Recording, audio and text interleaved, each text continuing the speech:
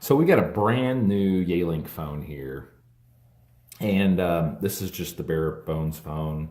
It's a T46 model.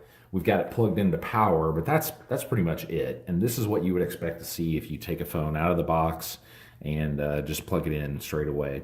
Now we don't have an Ethernet cord plugged in because with this particular phone we want to use this little Wi-Fi adapter. This is a WF40. It actually plugs into the back of the phone here and allows this phone to be connected via Wi-Fi to a local network.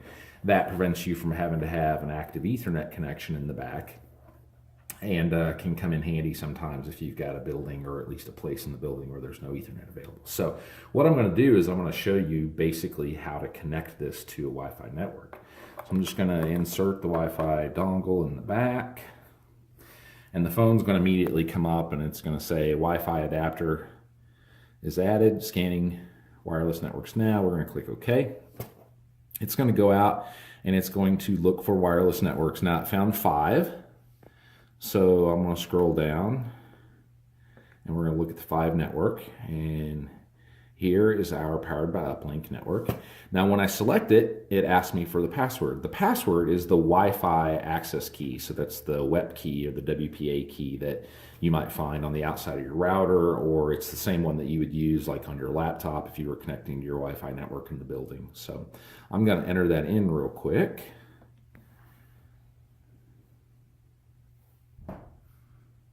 And entering it in is a little bit tricky because you have to change, it's like old school texting. You have to change this key here to the different text entry modes so that you can get the proper characters in place.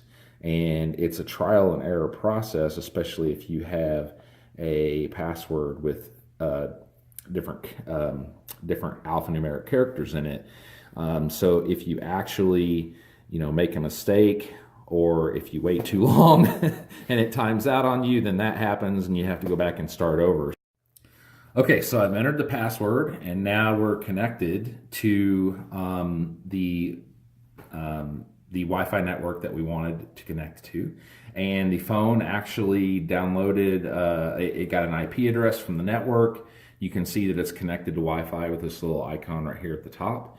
And it went out and it did what we called provisioned itself. So that means as soon as the phone gets on to the live internet connection, which it is, it goes out to our provisioning server and downloads its configuration.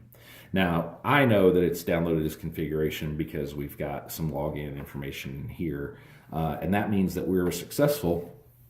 Your phone would actually download your configurations, probably have your logo and things like that on there, and it would look much different.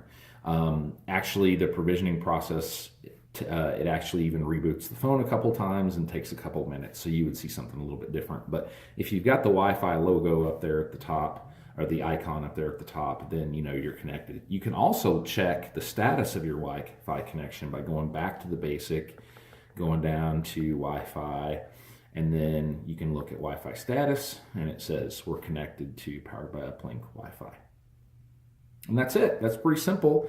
Other than that, and a valid configuration on your phone, you can plug this in anywhere that you have a power cable, and no need for Ethernet.